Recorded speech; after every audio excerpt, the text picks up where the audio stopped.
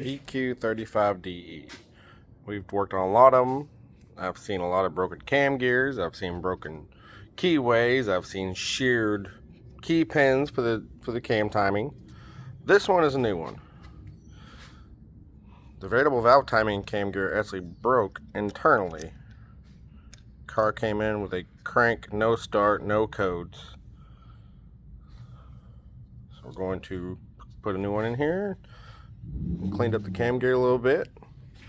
The water pump and timing have recently been done, so that all looks pretty good. But that's a new one. It's shattered inside of there.